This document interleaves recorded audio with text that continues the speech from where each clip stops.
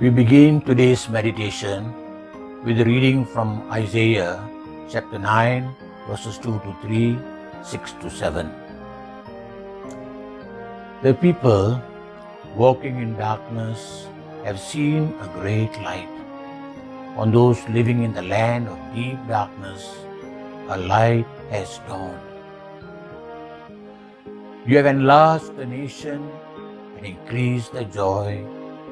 They rejoice before you as people rejoice at the harvest, as warriors rejoice when dividing the plunder.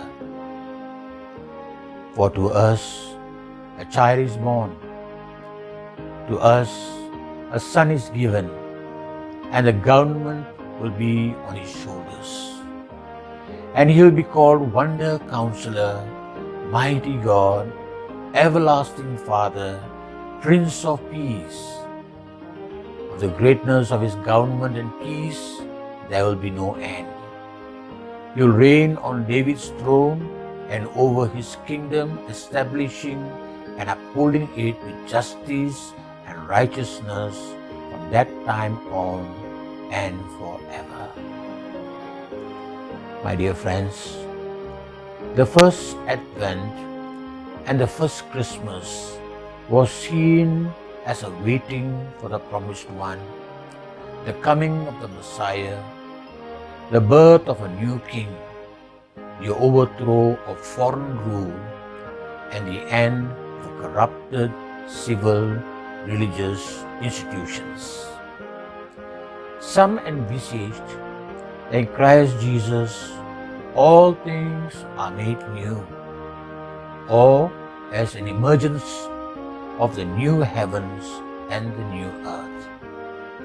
But the Christ event was more than a baby being born in a stable at Bethlehem. It was an announcement. It was a radical shift from the normal, the usual, and the accepted norms. He declared a self-emptying God who had good sense, not common sense, a king who came to serve, not be served, and a human person who lived his original goodness, not give in to sin. He did not come to replace another king nor another system. He wanted to see a world remade. But the unseeing and unhearing never could envisage his coming. His kingdom was no replacement. It called for rethinking, another way of seeing, a new way of living. Many a times, we are reminded that we were a leaven in the world, that we were a beatitude people, that we be in the world but not of the world. God's kingdom was what he proclaimed. He taught and sought 1. Reconciliation, not revenge when wronged. 2. Creative and transforming non-violent alternatives, not repay violence with violence. 3. Internal transformation in love, not external conformity to moral codes. 4. Welcome outsiders into a new us, a new community that celebrates diversity, not perpetuate exclusion and exclusivity.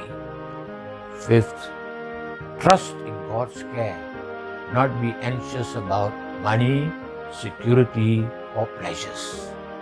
And 6th, live for God who loves all peoples, including our enemies, not wealth. Richard Rowe, a Franciscan priest, shared that the world we live in is Caesar's kingdom of order, stability, policies, domination, control, vengeance on rebels, and threats of banishment for the uncooperative. It is not God's kingdom. But Jesus' words turned the world of Caesar upside down. Order became opportunity. Stability melted into movement and change. Status quo governments gave way to revolution of community and neighborliness. Policies bowed to love. Domination descends to service and sacrifice. Control morphs into influence and inspiration. Vengeance and threats are transformed into forgiveness and blessing. Remaking of the world begins like the mustard seed that engaged the earth to transform itself and change the ground that it engaged.